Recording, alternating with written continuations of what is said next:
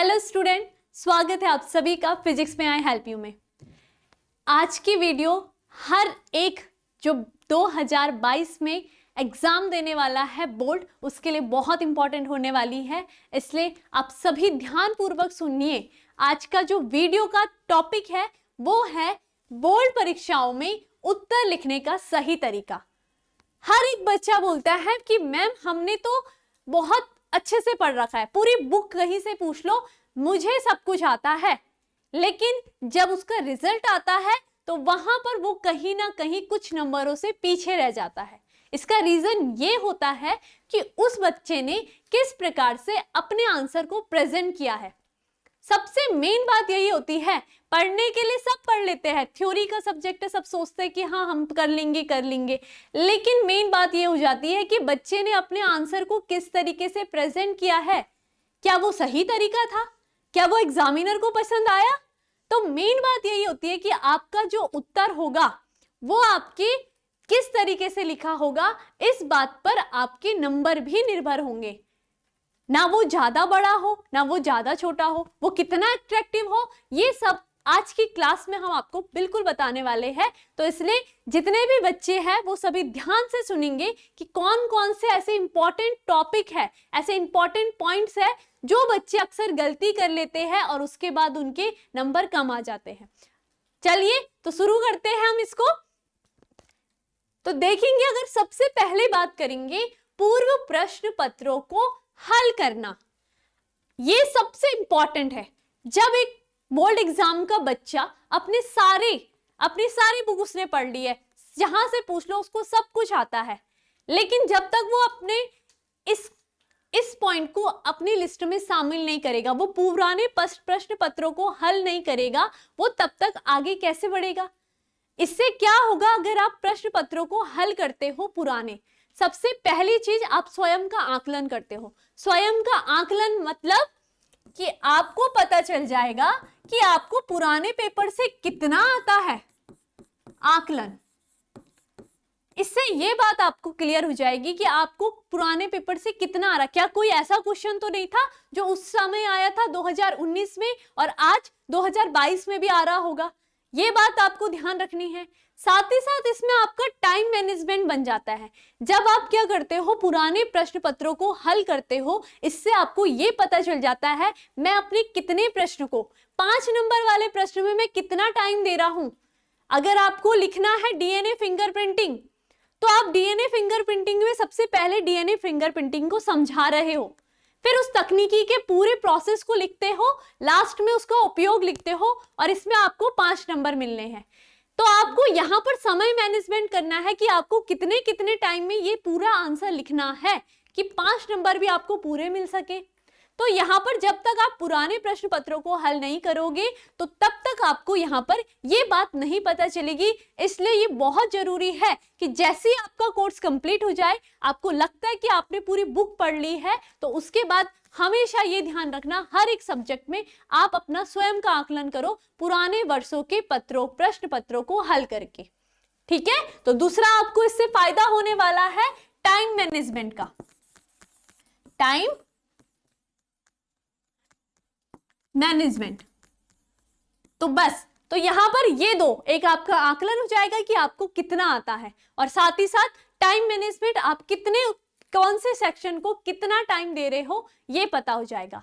अपने घर के दरवाजे सब बंद कर दो, रूम बंद कर दो अपने आप को, बोर्ड एग्जाम आने से पहले एक टेबल, एक चेयर और एक वॉच, और साथ में पुराने प्रश्न पत्रों को रख दो, और फिर उसमें टाइम जितना आपको दिया रहेगा, 3 घंटे का पेपर है तो 3 घंटे में आप उसको सॉल्व करने की कोशिश करो। इससे आपका टाइम के अंदर पेपर सॉल्व होना चाहिए। यहां पर इस तरीके से आप अपना आकलन कर सकते हो। क्लियर, चलेंगे आगे। दूसरा जो पॉइंट है वो है लेखन का सही प्रारूप चुनना।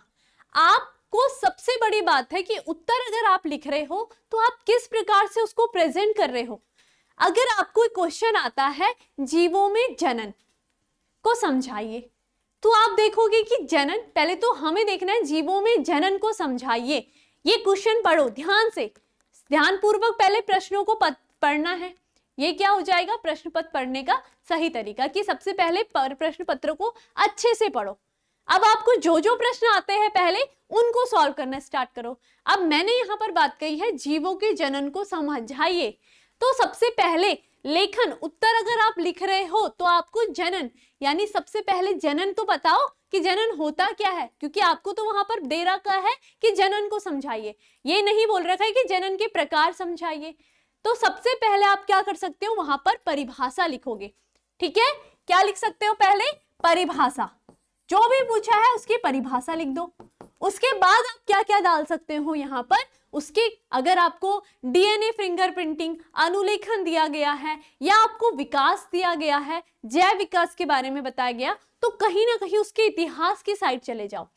ठीक है, दूसरा क्या होगा, इतिहास को लिख दो, ताकि आपका अगर लॉन्ग आंसर में आ सके तो आप इन पॉइंटों को ज्वाइन कर सको। ठीक है, तो यहां पर लिखना है इतिहास, कौन से वैज्ञानिक ने इसकी खोज करी है, ठीक, ये बात याद रखनी है। और जब भी आप क्या लिखोगे, इतिहास लिखोगे, तो वहां पर आपको जो भी प्रमुख स्थान होंगे, प्रमुख वैज्ञानिक होंगे, प्रमुख जो सन होंगे, इन सभी को हाईलाइट करके लिखना है। अगर आप ब्लू पेन का यूज करते हो तो आप वहां पर यही सब जो भी आप लिखोगे, तिथि लिखोगे, ठीक है, नाम लिखोगे किसी का, या आप स्थान का नाम लिखते हो, इन सभी को आप हाईलाइट करके लिख सकते हो। ठीक है, इन सभी को आपने क्या करना है, हाईलाइट। अगर ब्लू पेन से आप आंसर लिख रहे हो तो इन सबको ब्लैक पेन से, ताकि एग्जामिनर जब आपके पेपर की कॉपी पलटे तो सबसे पहले उनका ध्यान जो जाए, जो जो वर्ड आपने हाईलाइट कर रखे, ब्लैक पेन से लिखे हैं, वो पढ़ सके और वो देख सके कि हाँ इस बच्चे को इतना पता है, तो अच्छी बात है। तो यहाँ पर हाईलाइट करना बहुत जरूरी है अपने आंसरों को। जो जो उस आंसर में आपको लगता है कि ये बात मुझे बतानी है, मैं ये दिखाना चाहता हूँ कि हाँ ये इतना आता है, तो ये आप हाईलाइट करके लिख सकते हो। ठीक है, तो ये प्रश्न वही होंगे जहां पर पूछा जाएगा। तो इतिहास अगर कहीं पर आपको लिखा है कि विस्तार से समझाइए, तो इतिहास लिखने की वही जरूरत पड़ेगी लॉन्ग आंसर में। ठीक, और साथ में आपको यहां पर जो चौथा पॉइंट याद रखना है, किसी का भी आप अगर आंसर लिख रहे हो लॉन्ग आंसर, तो सबसे मेन बात जो कि मैं हर क्लास में आपको बोलती हूं, आपके उत्तर लिखने का सही तरीके में जो आपकी प्रमुख हेडिंग होती है, मेन बात है कि सारी हेडिंग जितना हो सके लॉन्ग आंसर को आप हेडिंग वाइज लिखो।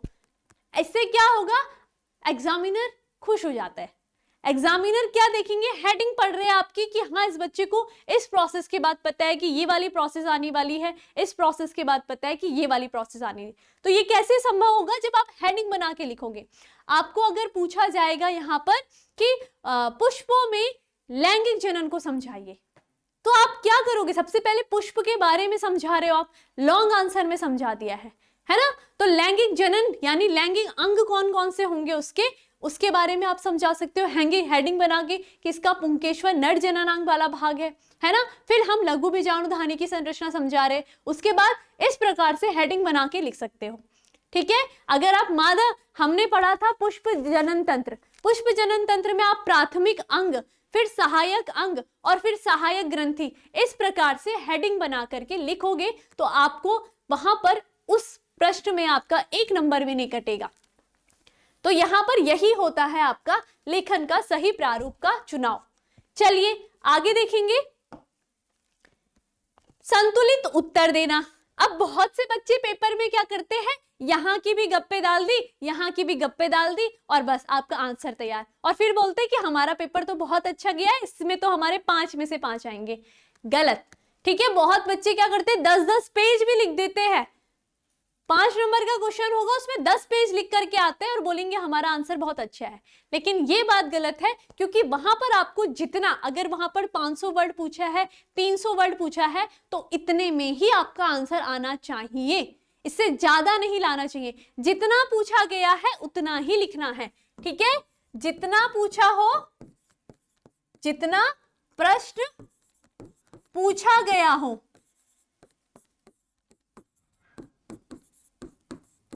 उतना ही उत्तर देना है। ठीक है, तो फालतू की जो बातें होंगी वो नहीं लिखना है।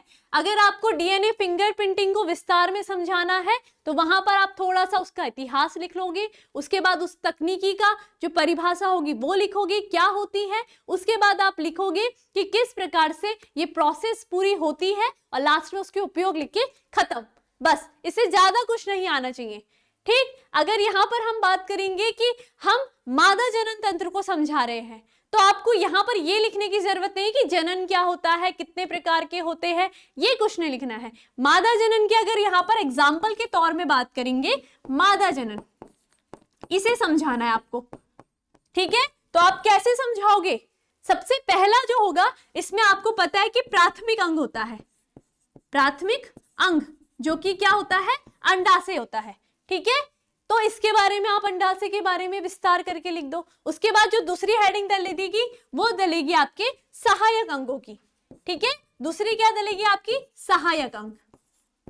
तो अगर हम सहायक अंगों की बात करेंगे तो अंडवाहिनी है ना, अंडवाहिनी, ये सब क्या होंगे, गर्भाशय, ग्रीवा, ये सब इसके सहायक अंग होंगे। और फिर इनको सब हेडिंग बना करके आप प्रेजेंट कर सकते हो। ठीक है, फिर उसके बाद आती है सहायक ग्रंथियां, सहायक ग्रंथियां। तो आप इसको भी क्या कर सकते हो, हेडिंग बना के अच्छे से। स्तन ग्रंथियों की बात आएगी तो यहाँ पर सहायक ग्रंथियों में ये ग्रंथियां आ जाएगी और इसको आप हेडिंग बना के और फिर इसको प्रेजेंट करोगे। चलिए, तो यहाँ पर इतना बात याद रखना है, जितना पूछा जाएगा आपको आंसर उतना ही देना है, उससे अधिक नहीं देना है कि हाँ ऐसा भी होता है, ऐसा भी होगा और ऐसा भी होगा, कुछ नहीं, सिर्फ इतना संतुलित आहार, क्योंकि संतुलित उत्तर ही आपको देना होता है। चलिए आगे, तीसरा जो पॉइंट, चौथा जो पॉइंट होगा वो आपका होगा सबसे मेन बात। अगर बायोलॉजी के स्टूडेंट होंगे और उसमें डायग्राम नहीं होंगे आपके आंसर में, तो फिर क्या फायदा आपका बायोलॉजी लेने का।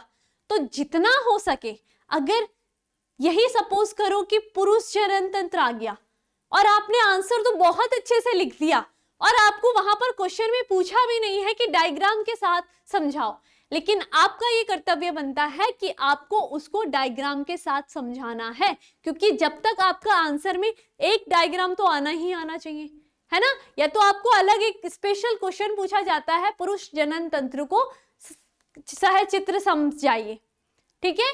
और अगर नहीं आ रहा है तो आप एक अपनी साइड से एक डायग्राम बना सकते हो समझाने के लिए। तो यहाँ पर क्या कर सकते हो, ये सब जब तभी हो पाएगा जब आप पूर्व पुराने पेपरों को हल करोगे। मैंने कहा ना, समय, जैसे आप समय का मैनेजमेंट करना सीख जाओगे, वहां पर फिर आपको ये जरूरत नहीं पड़ेगी कि अब इस क्वेश्चन में, किस क्वेश्चन में मैं डायग्राम को प्रेजेंट कर सकूं। और अगर डायग्राम बनाया है तो वो सबसे पहले साफ सुथरा होना चाहिए, ऐसे नहीं कि कहीं से भी कुछ भी बना दिया, ठीक है। तो ध्यान रखना है यहां पर साफ सुथरा चित्र।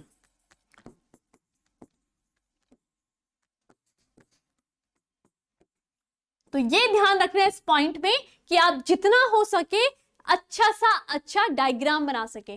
साथ में अगर आपको कुछ क्वेश्चन पूछे गए हैं, हम बात करेंगे अनुलेखन की बात करते हैं। अनुलेखन क्या होता है, प्रोटीन का निर्माण होगा, mRNA का निर्माण होता है ना। तो उसको आप डायग्राम से समझाओ तो और अच्छा हो जाएगा। तो यहाँ पर जितना हो सके डायग्राम से तो समझा लिया, लेकिन अगर साथ में आप फ्लो चार्ट भी बनाओगे, फ्लो चार्ट आप किसी प्रोसेस को समझा रहे हो, डीएनए फिंगरप्रिंटिंग ले लेते हैं ना, तो डीएनए फिंगरप्रिंटिंग में अगर आप फ्लो चार्ट बना करके उसको दिखा रहे हो तो उससे भी एग्जामिनर आपके बहुत ज्यादा इंप्रेस होते हैं। तो यहाँ पर ये ध्यान रखना है, एक आपके सबसे पहला जो इंपॉर्टेंट पॉइंट होता है बायोलॉजी में, डायग्राम होना बहुत आवश्यक है। साथ ही साथ आप अपने आंसर को अगर फ्लो चार्ट के द्वारा समझा रहे हो तो उससे भी बहुत अच्छा इंप्रेशन पड़ता है, क्योंकि एग्जामिनर क्या होगा, आपके फ्लो चार्ट को देख रहा है ना, और उसको पता है अगर वो फ्लो चार्ट सही है तो वो आपके क्वेश्चनों को देखेंगे कि हाँ इस बच्चे को जब इसने फ्लो चार्ट अच्छा बनाया तो इसके अंदर जो लिखी बातें होंगी वो भी तो अच्छी होंगी, ठीक है। तो और वहां पर आंसर कैसे लिखे हुए आपने, जो जो इंपॉर्टेंट पॉइंट्स है उसको आपने हाईलाइट कर रखा है, तो वो वहां देख करके आपको बहुत अच्छे नंबर दे सकते हैं। तो ये अपने उत्तर में इस पॉइंट को ऐड करना बहुत जरूरी है। अब बात करते हैं पांचवा, सही भाषा का चुनाव। आपकी भाषा जो भी आप शुरू कर रहे हो, कुछ भी आप आंसर लिख रहे हो, उसमें मैंने ये बात आपको बोल दी है, फालतू की बातें नहीं लिखनी है, ठीक है। बहुत सारे बच्चे होते हैं 10 बार एक ही बातों को घुमा फिरा करके कहा जाता है, कही जाती है, बस यही बोल देते हैं, ठीक है। तो ये वाली गलती बिल्कुल ना करें, जितना पूछा हो सही भाषा का एक तो चुनाव करना है। आप अपने जो भाषा का प्रयोग हो वो जैसा हो, वो आपकी क्या होना चाहिए, अच्छी भाषा का प्रयोग होना चाहिए। उसमें ऐसी फालतू की बातें नहीं आनी चाहिए कि आपको पूछा तो पुरुष जनन तंत्र के बारे में है, लेकिन आपने थोड़ा बहुत कहीं से उसके शुक्राणु निर्माण की प्रक्रिया भी पढ़ी थी तो वो भी पुरुष जनन तंत्र में डाल दी। नहीं, क्योंकि शुक्राणु निर्माण की प्रक्रिया आपके शुक्र जनन अलग होगी, पुरुष जनन तंत्र आपका अलग है, मादा जनन तंत्र आपका अलग है और अंड जनन आपका अलग है। तो ये तीनों ही, ये चारों ही एक दूसरे से अलग है। तो जितना क्वेश्चन पूछा जाए